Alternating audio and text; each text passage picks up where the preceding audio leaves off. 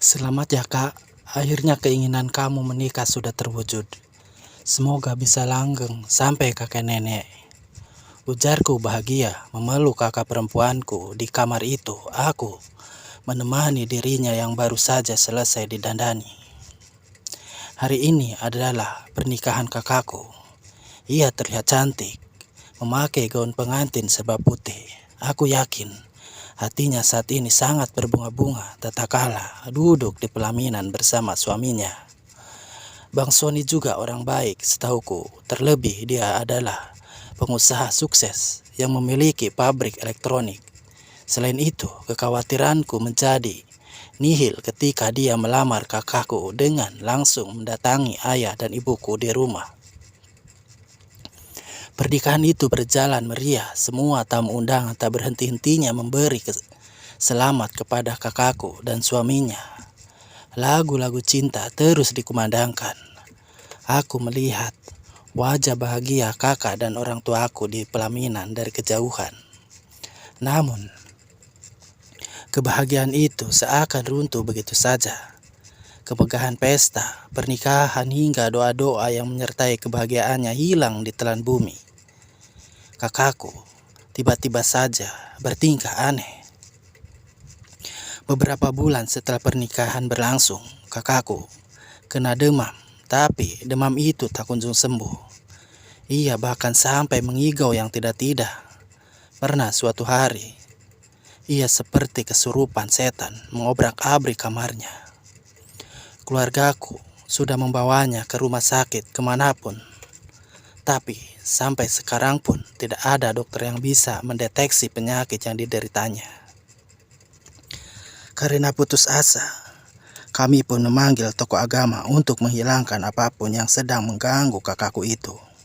Tapi mereka juga tak mampu melawan kekuatan yang ada di tubuh kakakku. Bahkan banyak dari mereka yang justru diganggu dengan kekuatan itu. Ada yang diikuti setiap berjalan di malam hari. Ada pula yang jatuh sakit gara-gara mencoba memberikan pertolongan pada kakak. Kami kelimpungan. Sudah 3 tahun bagaimana cara menyembuhkan kakakku.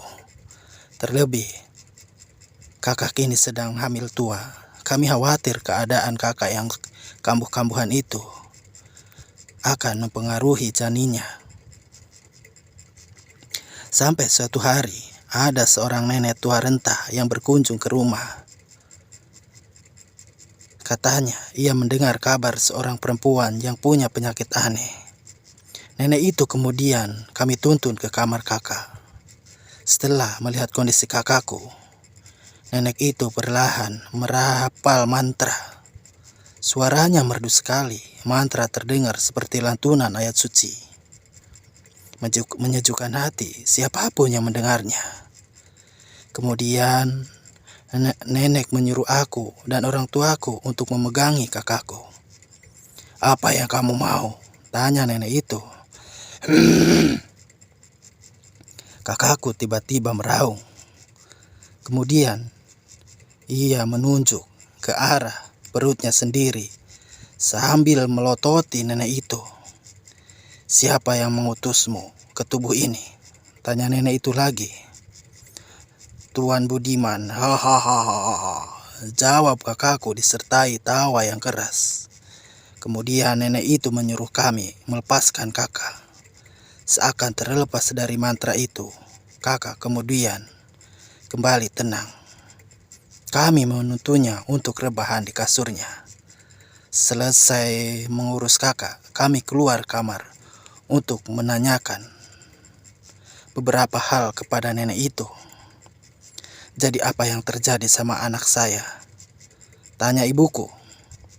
Ternyata dia sedang dirasuki oleh genderuwo yang sengaja dikirim oleh seseorang. Dengan begitu, ia akan diganggu sampai meninggal selanjutnya. Ia akan dijadikan tumbal pesugihan, jelas nenek. Seketika kami lemas mendengar hal tersebut. Maksud nenek, kakak saya dijadikan tumbal untuk pesugihan yang dilakukan seseorang, begitu? "Siapa itu, Nek?" tanyaku panik. "Orang dekat," jawab nenek singkat. Kami bertukar pandangan. Setahuku, tidak ada dari keluarga kami yang menyimpan rahasia hitam seperti itu. Hampir semua keluarga kami mencari penghasilan dari pekerjaan halal. Suaminya, nenek melanjutkan. Mendengar itu, sontak kami tidak percaya. Kami mengira dia adalah orang baik selama ini. Betapa terkejutnya kami saat mengetahui ia rela mengorbankan istrinya sendiri demi pesugihan yang dijalaninya. Kami juga baru sadar kalau Budiman adalah nama terakhir Bang Sony. Dia tidak hanya ingin mengambil nyawa istrinya, tetapi juga janin yang ada di dalam kandungan anakmu. Makanya dia menunjukkan perutnya saat aku tanyai. Satu-satunya cara adalah mengambil segelas air yang digunakan suaminya, anakmu, untuk pesugihan. Berikan itu kepada anakmu. Niscaya ia akan kembali seperti semula. Nenek melanjutkan memberi nasihat. Tugas mencari air pesugihan itu jatuh kepadaku. Kata nenek, aku harus datang ke pabrik tempat Bang Sony bekerja dan mencari gentong di ruangan yang dilarang. Kami juga tidak memberi Bang Sony atas kehadiran nenek sore itu. Kami sengaja karena setelah kami menyembuhkan kakak, kami akan langsung menendang keluar dia dari keluarga kami. Tapi sebelum itu, aku harus mengambil air pesugihan dan berpura-pura ingin bermain ke pabrik Bang Sony. Tak ada, ini ruangan abang. Bagus bukan? Kamu besok juga harus jadi orang sukses kayak abang gini ya, biar bisa bikin bangga orang tua kamu, kata Bang Sony memperlihatkan isi ruangannya. Mendengar perkataan ini, aku hanya mengatuk dalam hati. Alah, uang hasil pesugihan aja bangga, kataku dalam hati. Oh iya, jangan masuk ke ruangan yang pintunya merah ya, itu gudang kantor yang belum dibersihkan berminggu-minggu. Abang lagi susah cari cleaning service, katanya. Tidak salah lagi, itu adalah ruangan dilarang seperti kata nenek. Setelah Bang Sony meninggalkan sendirian di ruangan itu, aku langsung menuju tempat itu.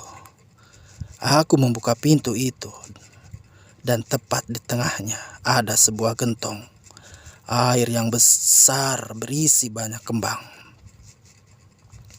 Aku mengeluarkan botol dari tasku bawa untuk mengambil air itu. Selain itu, aku bergegas pulang, memberikannya kepada kakak singkatnya.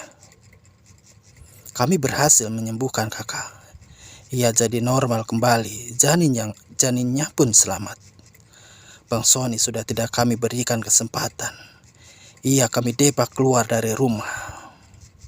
Kami juga mendengar usahanya tiba-tiba bangkrut tak lama setelah kakakku sembuh itu, karena ia gagal menjadikan kakakku sebagai tumbal pesugihan. Tulisan ini hanya rekayasa, kesamaan nama tempat hanyalah kebetulan belaka. Terima kasih atas perhatian sahabat semua. Semoga sahabat semua dapat terhibur.